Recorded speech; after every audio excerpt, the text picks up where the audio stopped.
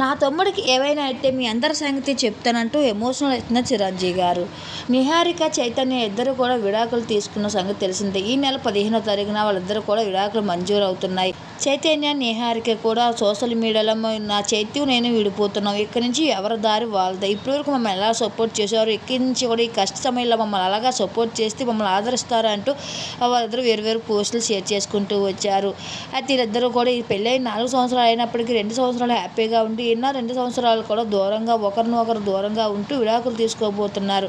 అయితే ఈ వార్త ఇప్పటివరకు బయటికి రాకపోవడం కారణం నాగబాబు క్లోజ్ ఫ్రెండ్ లాయర్ అవ్వడంతో ఈ వార్త ఇప్పటివరకు బయటికి రాలేదు. అయితే వీళ్ళిద్దరు కూడా విడాకులు తీసుకోవడానికి కారణం నిహారిక ప్రవర్తన ఆ మధ్య కాలంలో డ్రగ్స్ కేసులో ఇరుక్కోవడం వల్ల ఈ మనస్పర్ధలు రావడంతో వీళ్ళిద్దరు కూడా విడాకులు తీసుకున్నట్లు సోషల్ మీడియా హాట్ టాపిక్గా మారింది.